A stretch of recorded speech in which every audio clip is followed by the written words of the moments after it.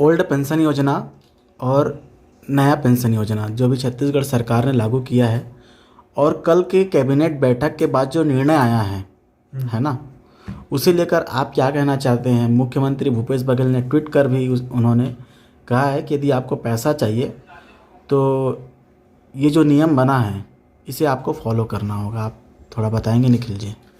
हाँ जी, देखिए क्या होता है, पेंशन एक तरीके से आपको रिटायरमेंट के बाद एक अमाउंट आपको मिलता है हर महीना, जिससे आपका घर खर्चा चल सके, आपका जीवन यापन हो सके। ठीक है, इस पेंशन को अपने को अगर सरकारी अगर मुलाजिम है तो एक निश्चित अमाउंट, एक परसेंटेज अमाउंट वो अपने फर्स्ट डे ऑफ सैलरी से कटते हुए सरकार के अकाउंट में जमा होते जाता है।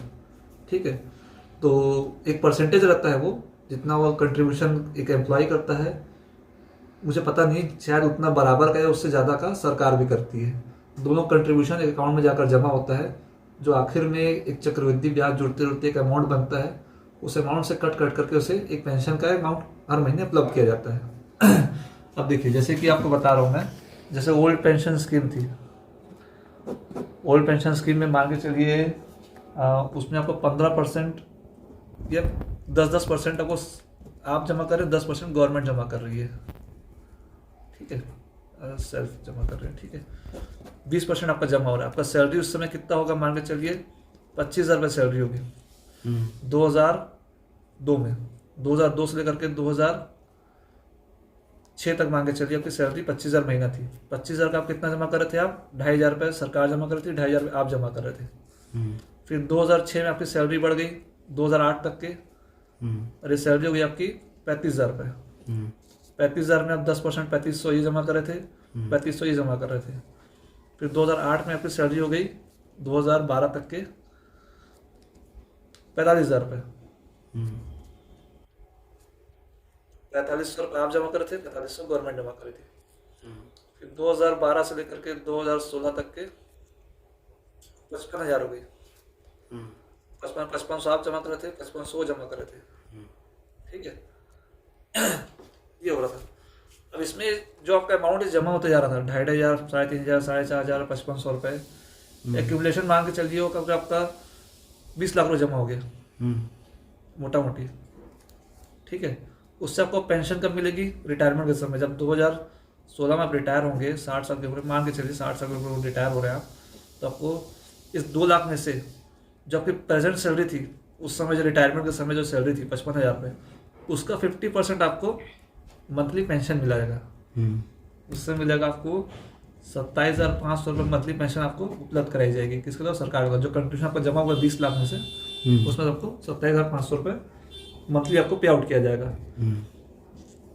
ये तो ओपीएस हो गया आपका। अब ये एनपीएस पे आते हैं। एनपीएस ये बोलता है कि आपको कटआउट तो वही रहेगा, 10% के रहेगा, मान के चलिए जो परसेंट बना हुआ है, या जो चेंजेस हुए होंगे 12% हो या 15% जो करते आएगा।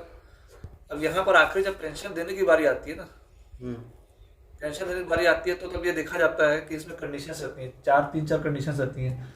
जैसे कि आपने कितना कंट्रीब्यूशन जमा करा है। जैसे आपने 25 साल की सर्विस की, 25 साल की सर्विस में 20 लाख रुपये जमा कराया, इसको कंसिडरेशन लिया जाएगा कि आपने 20 लाख जमा किया है, इसका परसेंटेज निकालेंगे।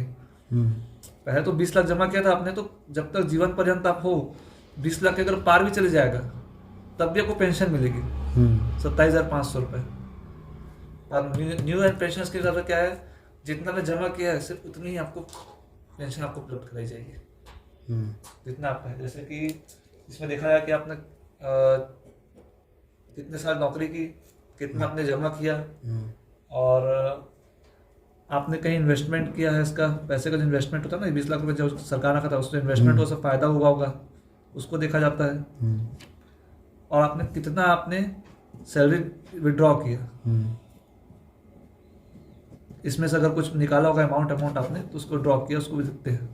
उसको देखते हुए आपका एक निश्चित अमाउंट आपको मिलता है। तो ये देखो, इसमें आपको क्या मिल रहा है, मान लो चलो 20 लाख है, इसका आपको 20 लाख डिवाइड करके उसने दे दिया, आपको भैया 15,000 मिलेगा, या फिर 30,000 मिलेगा, या फिर 40,000 मिलेगा। कोई फिक्स नहीं है, जितना भी कंट्रीब्यूशन किया, जितने साल नौकरी की, उसका सबको मिलेगा। पर इसमें आपका फिक्स है, जब रिटायरमेंट हुआ आपका उस समय आपको 50% आपको मिलेगा, चाहे कुछ भी हो। तो इस तरह से आप देखेंगे कि ओल्ड पेंशन स्कीम में आपको एक फिक्स अमाउंट आपको निश्चित रहता है रिटायर्ड व्यक्ति को कि इसको मिलेगी ही मिलेगी, 50% of the last salary that he was drawing.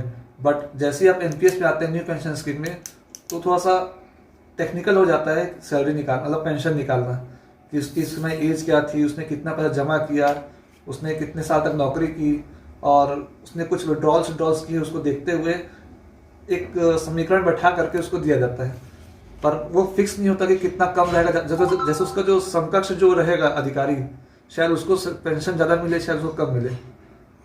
तो ये एक अनिश्चितता रहती है। इस कारण एनपीएस का विरोध सभी ने किया था और ओल्ड पेंशन स्कीम को सभी लागू करना चाहते थे। और इसी को देखते हुए छत्तीसगढ़ शासन को जो मांग की गई थी सभी सरकारी कर्मचारियों द्वारा, तो उसको देखते हुए ओपीएस को लागू तो किया गया है, पर सरकार ये कह रही है कि आपने जो जमा किया है, जो आप ओल्ड पेंशन स्कीम लेना चाहते हैं, जैसे मैं बताया आपको कि इसमें फिक्स हो गया 10% 12% है, जो भी परसेंटेज एक्स्ट्रा है उसको आप पूरा रिटर्न कीजिए, उसको जमा कीजिए, सरकार को जमा कीजिए, जो आप एंजॉय किए हैं इसको, जो इंस्टॉलमेंट निकाले हैं आप, उसके बाद आप हमें ओल्ड पेंशन स्कीम का फायदा आपको दिया जाएगा। 50% सैलरी का 50% आपको पेंशन के रूप में दिया जाएगा। बस इसी दुविधा में है। तो आपको क्या लगता है मुख्यमंत्री भूपेश बघेल के इस निर्णय को लोग स्वीकार करेंगे, फॉलो करेंगे कि विरोध करेंगे? नहीं, स्वीकार तो नहीं करेंगे, बहुत कम ही लोग स्वीकार करेंगे। देखो, बंदूक की नोक पर आपसे कुछ कराया जा रहा है, आपसे पैसे मांगे जा रहे हैं, आपके पैसे आपसे मांगे जा रहे हैं, तो गलत बात है। आपको चाहिए तो आपको यहाँ डालना पड़ेगा। हाँ, ये गलत बात है। एक्चुअल में ऑप्शंस होते हैं चीज़ों के लिए, एक तरह से एक आधिकारिक ऑफिशियल तरीके से चीज़ें होती हैं। आप इसे किसी फोर्स नहीं कर सकते कि आप ये लो या चाहे वो लो, सबका ऑप्शनल होना चाहिए।